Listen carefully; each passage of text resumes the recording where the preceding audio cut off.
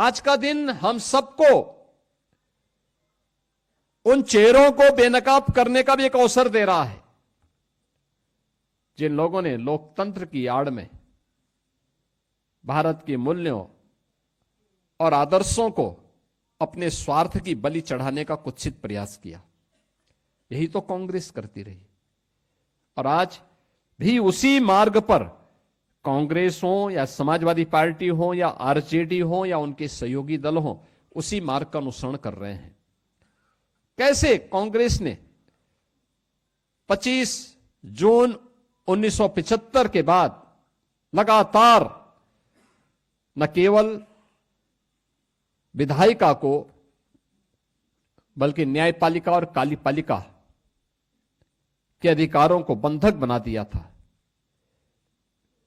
Media जो लोकतंत्र के चतुर्थ स्तंभ के रूप में मानी जाती है, सेंसरशिप के माध्यम से उनकी बिजली काट दी गई। उस समय विजुअल मीडिया नहीं था, सोशल मीडिया नहीं था, लेकिन प्रिंट मीडिया की प्रिंटिंग के मार्ग में कैसे बाधाएं खड़ी करने का प्रयास किया था।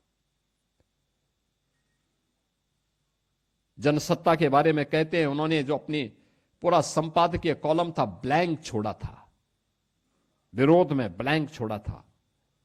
कुछ समाचार पत्रों ने काले पृष्ठों के साथ अपना पूरा ब्लैंक पेपर बाहर भेजा था, पब्लिक के सामने पहुंचाया था विरोध दर्ज करने के लिए। लेकिन उस समय भी बहुत सारे लोग ऐसे थे जो लोकतंत्र के लिए और भारत के लिए अपने आप को समर्पित भाव के साथ कार्य कर रहे थे। 1 लाख से ज्यादा लोकतंत्र सेनानी गिरफ्तार हुए थे, सैकड़ों पत्रकार गिरफ्तार हुए थे, अधिवक्ता गिरफ्तार हुए थे, समाज के अलग अलग तबके के लोग, क्या चिकित्सक, क्या शिक्षक, क्या अधिवक्ता, क्या किसान, क्या नौजवान, क्या विद्यार्थी, क्या महिला, क्या पुरुष, इन सभी ने बढ़ चढ़ करके लोकतंत्र को बचाने के लिए अपनी पूरी ताकत लगाई।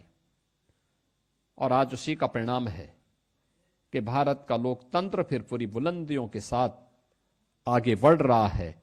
और अब तो बुलंदियों के साथ क्या भारत, जब हम काले अध्याय, देश के संविधान को कलंकित करने वाले इस अध्याय के 50 वर्ष पूर्ण होने पर इस संगोष्ठी का हिस्सा बन रहे हैं। बहनों और भाइयों, बहुत सारे प्रश्न हम सबके सामने हैं और प्रश्न वही, क्या उस कांग्रेस को, उस समाजवादी पार्टी को, उस आरजेडी को जिन्होंने संविधान का गला स्वयं घोंटा था और जब भी अवसर मिला परिवारवाद के लिए, सत्ता स्वार्थ के लिए संविधान का गला घोंटने में किसी प्रकार की कोई कोताही नहीं बरती, क्या उनको संविधान की दुहाई देने का कोई अधिकार है या नहीं है? और बहनों और भाइयों, अगर नहीं है तो यह प्रश्न जनता के द्वारा इन लोगों से पूछा जाना चाहिए, किस मुंह से यह संविधान की दुहाई देते हैं? जब इनको अवसर मिला था तो इन्होंने स्वयं ही उसका गला घोंटने का काम किया था। लगातार बाबा साहब भीमराव अंबेडकर के संकल्पों को तुषारपात करते रहे, लगातार ये लोग उन कृत्यों को करते रहे। और आज ये लोग बाबा साहब भीमराव अंबेडकर की या संविधान की दुहाई देकर के आंखों में धूल झोंकने का काम करते हैं।